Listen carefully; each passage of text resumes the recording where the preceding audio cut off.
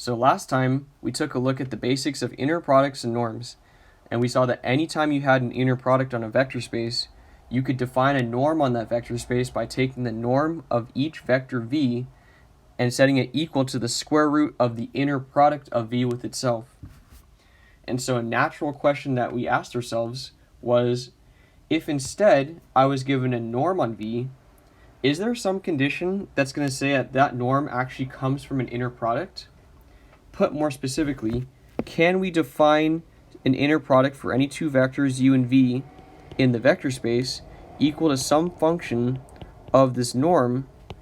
And is this norm going to satisfy the equation we wrote earlier, which is that the norm of each vector v is going to be equal to the square root of the inner product of v with itself? And the answer to this question is in fact yes. So to see this, we actually use what's called the parallelogram equality. So the parallelogram equality actually gets its name from a much more geometric interpretation. So let's say we have two vectors u and v. So we'll say u is this guy and v is this guy down here. We can form the parallelogram by taking a copy of u and v. So we'll put a copy of v up here, and we'll put a copy of u over here. And now we have a parallelogram. And we can compute the diagonals of this parallelogram in terms of u and v. This diagonal is going to be u minus v. And this diagonal is going to be u plus v. So we can actually think of the norms as a general notion of length. And so what the parallelogram equality is really saying is that if we take the length squared of each diagonal and add them together, that's really just the sum of the length squared of all four sides added together. And that's why we have this factor of 2, because there's two sides with length u and two sides with length v. And so if we were to say have an inner product on our vector space and we define the norm according to that inner product as we did before, according to this, it's pretty routine to see that the parallelogram equality follows quite quickly. So what this is to say is that the parallelogram equality is a necessary condition in regards to our question. To see that if we have a norm satisfying the parallelogram equality, that it's sufficient to say that it comes from an inner product is a more involved proof that we'll go through together. So what we need to show is that given a norm on our vector space that satisfies the parallelogram equality, this is going to imply the existence of an inner product that satisfies this condition. And for the sake of our proof, let's go ahead and assume that V is a real vector space. Our argument's actually going to apply to a complex vector space as well, with a few small modifications. But for the sake of simplicity and the sake of this video, we're just going to take V to be a real vector space. And, I like this proof a lot because not only is it a cool result, we also get to use a cool technique from analysis towards the end of the proof. So it's always fun to involve different kinds of math. So to get things started, let's say for any two vectors u and v in our space, we're going to define their inner product as follows. The inner product of u with v is going to be the norm squared of u plus v minus the norm squared of u minus v. And we're going to divide this whole thing by 4. So in order to check that this is actually an inner product on V, we have to make sure it satisfies the 3 conditions of an inner product that we went over in the first video. So if you recall, condition 1 is positive definite. Let's take any vector u in our space, and the inner product of u with itself, according to our definition, is going to give us the norm squared of 2u over 4. By property of norm, we can pull out that 2, which will get squared and cancel the 4 in the bottom. And we're just left with the norm of u squared. And this is going to satisfy the positive definite condition because that's required by definition of a norm. So we're good on that front. Condition 2 is symmetry for a real vector space. And in this case, that's going to follow immediately from the fact that we can just interchange u and v in this definition. So there's not much to check here. And condition 3 is linearity in the first argument. So this is where things get a bit more complicated. So in order to show this, what we're first going to do is show that this inner product is additive in the first argument, and then we'll worry about scalar multiplication, and you'll see why later. So let's say we have vectors u1, u2, and v in our space. So what we're dealing with is the inner product of u1 plus u2 with v. By definition, this is going to be equal to 1/4 the norm squared of u1 plus u2 plus v minus the norm squared of u1 plus u2 minus v. So in order to evaluate these terms that I've underlined in red, we're going to need to use the parallelogram equality. So this is where that parallelogram equality comes into play. I have it written down right below here because we're going to refer back to it a couple times. So in this case, we're going to start with this first term underlined in red. And we're going to think of the kind of vector u in this case as the vector u1 plus v. So I'll write that kind of explicitly. u1 plus v plus u2.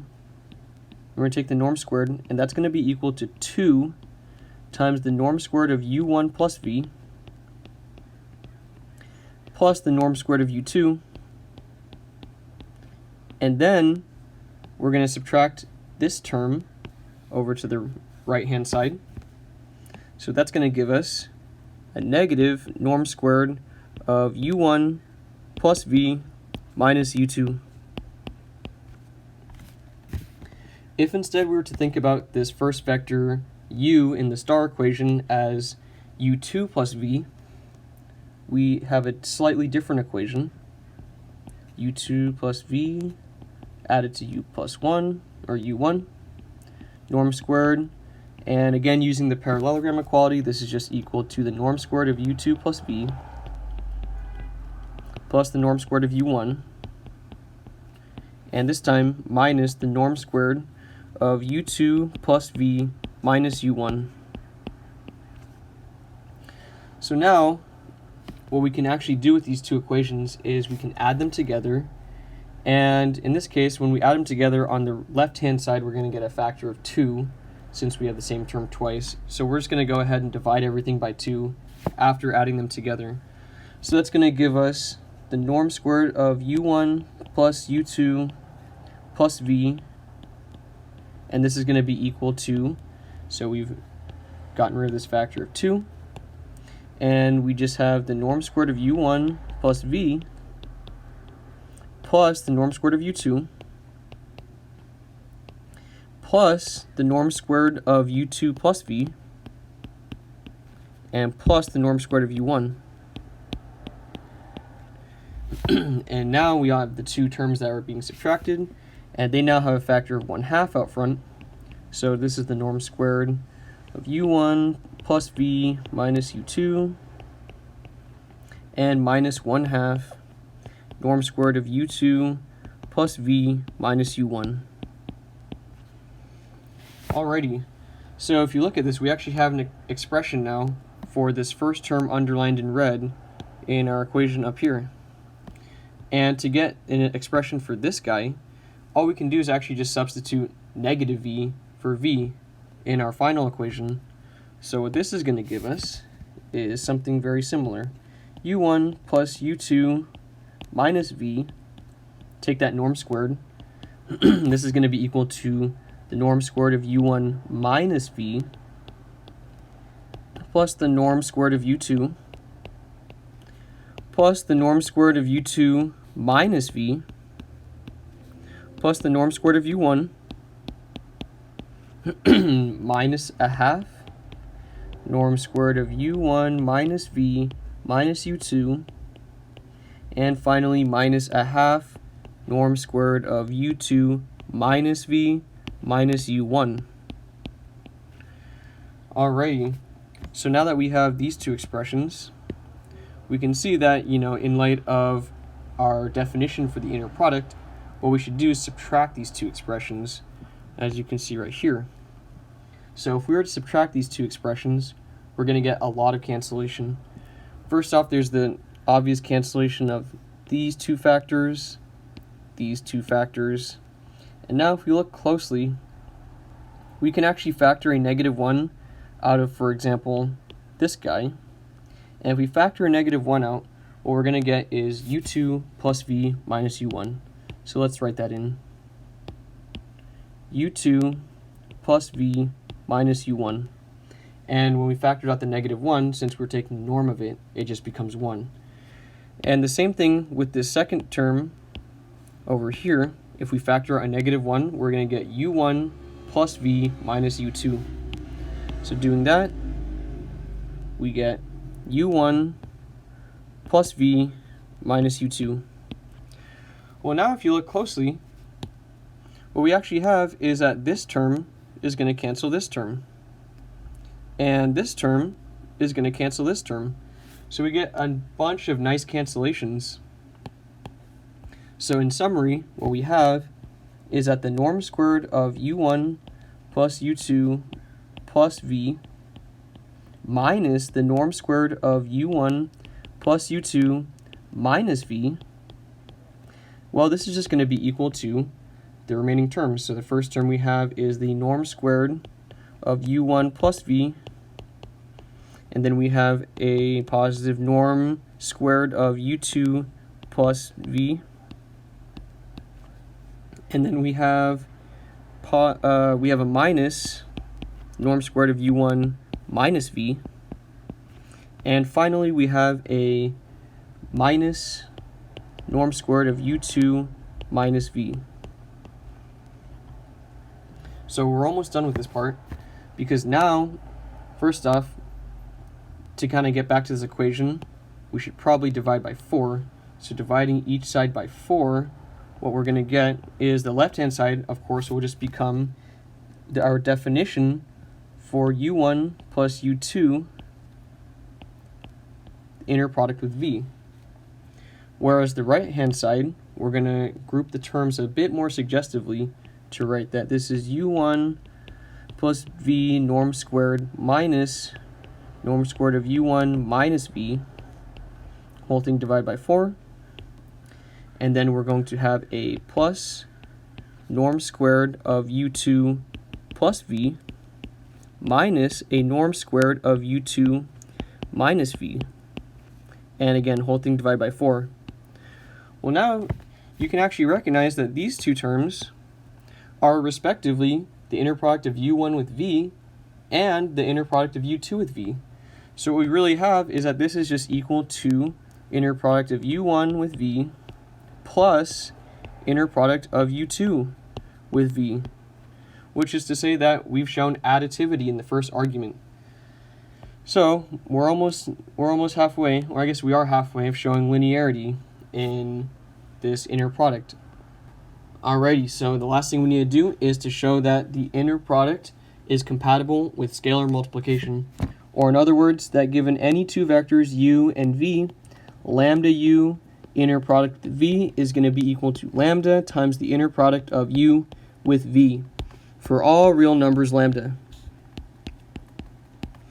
So somewhat naively, we could try proving this directly using the definition of our inner product and say the parallelogram equality, but we're going to quickly run into trouble once we start having terms like lambda u plus v norm squared, because we're not going to really have a way of pulling lambda out of such a term. What we can instead do is actually work with a simpler number system, say the natural numbers, and then slowly ramp up to the real numbers. So in this case, let's start out by claiming that for any natural number n times u inner product with v is going to be equal to n times the inner product of u with v for all natural numbers. Well, whenever we have a claim like this, we probably think of induction, and in this case, that is the correct way to go. The base case of n equals 1 is completely trivial, so not much to write there. And for our induction step, let's suppose that for some n bigger than or equal to 1, we have nu inner product with v is equal to n times the inner product of u with v. Well, then when we consider n plus 1 times u inner product with v, we're going to get that this is equal to nu plus u inner product with v. And then Now we can see why we chose to prove additivity of the inner product first, because we can use that to actually break up the right-hand side, and we're going to get nu inner product with v plus inner product of u with v. And now, using our induction hypothesis on this first term, we can pull the n out, and we're going to get n times the inner product of u with v. And so that whole expression is just going to become n plus 1 times the inner product of u with v. And so by a quick induction proof, we have proven our claim. And now we hope to extend our claim to the integers. So when n equals 0, that's going to be pretty trivial to check. So let's consider a negative integer. For a negative integer, let's call it m. We're going to write m as equal to negative n for some natural number n. So in this case, we're going to consider the inner product of m with the inner product of mu with v, and that's going to be equal to the inner product of n times negative u with v. So we've just moved the negative sign over to the vector, and then since n is a natural number, we can actually pull it out, and we're going to get n times the inner product of negative u with v. So in this case, we can just actually apply our definition of the inner product to write that this is equal to n times 1/4 norm squared of negative u plus v minus norm squared of negative u minus v. And then, as we've been doing in the previous steps, we're going to just factor out negative 1s from each of these two terms, and we're actually going to pull out a negative 1 from this whole expression as well. So doing all that, we are going to get that this is equal to n times negative 1/4 norm squared of u plus v minus norm squared of u minus v.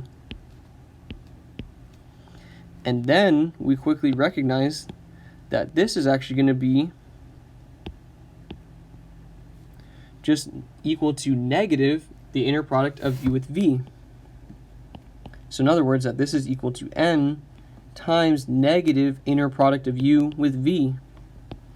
And pulling the negative out, this is just the same as m inner product of u with v. So what we've shown is that our claim actually extends to all the integers as well. To go even farther, let's now consider the rational numbers. So let's say we have a rational number p over q, and we have, given vectors u and v. We're going to define u prime to be the vector equal to 1 over q times u. And it's going to be clear why we do this in just a moment. In this case, if we were to consider the inner product of p times u with v, this is going to be equal to p times q times u prime, because that u prime carries the factor of 1 over q with v. And so on the left-hand side, since p is an integer, we can use our claim to just pull it out. So we have p times the inner product of u with v, and on the right-hand side, q is also an integer, and so we can pull that out. So we get q, and we have p times u prime with v. And so now what we can do is divide by q on both sides, and we're going to recognize that p times u prime is really just p over q times u. So what this gives us is p over q, inner product of u with v, is equal to the inner product of p over q times u with v. And so this is just to say that our claim also extends to the rational numbers. So we're getting pretty close to the end here. The next step is to get to the real numbers. So to show that our claim is true for any real number, we're going to use a little bit of analysis. And really the key that's going to make this all true is the fact that the rationals are dense in the reals. That's why we bothered building up to the rationals in the previous couple of steps. So the first thing we ought to show is that our norm, which recalls a function from our vector space to the interval 0 to infinity is in fact a continuous function. Recall that in a normed vector space, distance between two vectors can be given as the norm of their difference, whereas distance on the real line is given by absolute value. With this in mind, for any vector v0 in our space, continuity at v0 of the norm is going to mean that for any epsilon bigger than 0, there's some delta bigger than 0, such that the norm of v minus v0 being less than delta is going to imply that the absolute value of the norm of v minus the norm of v0 is going to be less than epsilon. So in this case, we can actually just take delta to be epsilon. Delta equals epsilon. The reason being is that by definition of a norm, it satisfies the triangle inequality. And so if we use the reverse triangle inequality, we get that the absolute value of the norm of v minus the norm of v0 is going to always be less than or equal to the norm of v minus v0 for any two vectors v and v0 in the space. Well, whenever the norm of v minus v0 is less than delta, that means the whole left-hand side is going to be less than epsilon because we've taken delta to be epsilon. In particular, this term on the left is less than epsilon, which is to say that the norm is a continuous function. So with that in mind, let's say we're given two vectors u and v in our vector space. Well, then we're going to use these to define a function, and we'll call this function f, and it's going to go from the real numbers excluding 0 to the real numbers by the following. F of x is equal to 1 over x times the inner product of xu with v. Now, we just showed that the norm is a continuous function, and our definition for the inner product in this case is just a product and difference of norms. So for fixed u and v, the inner product xu with v is actually going to be continuous in x because it's just the product and difference of continuous functions. And moreover, 1 over x is going to be continuous on the real numbers excluding 0. So this is to say that f is the product of continuous functions and is thus continuous. And we'll use this fact in just a moment. Let's say we have some x in the domain, so we're going to let x be a non-zero real number. And now we're going to use the density of the rationals. Since the rationals are dense in the reals, there is some sequence, say q sub n, of non-zero rational numbers that converge to x. Well, if we use this in conjunction with the definition of f, we get the following. The limit as n goes to infinity of f of q sub n is going to be equal to the limit as n goes to infinity of 1 over q sub n times the inner product of q sub n u with v. Looking at the right-hand side, we notice that each q sub n is just a rational number, and we already showed that we can pull rational numbers out of the first argument of our inner product. So the right-hand side is actually just going to become the inner product of u with v. The limit isn't going to play a factor since there's nothing that depends on n anymore. On the left-hand side, we see that because f is continuous and q sub n is a sequence that converges to x, then f of q sub n is going to converge to f of x. Well, applying the definition of f one more time, we see that the left-hand side is going to become 1 over x times the inner product of x u with v, and this is again going to be equal to the inner product of u with v. Well, multiplying x over to the right-hand side, we are left with the inner product of xu with v is going to be equal to x times the inner product of u with v.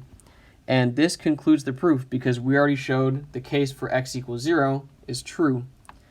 So with that, we've shown that the way we've defined this inner product is in fact a valid inner product, and that in summary, whenever we have a norm satisfying the parallelogram equality, it gives rise to an inner product. Thank you for watching.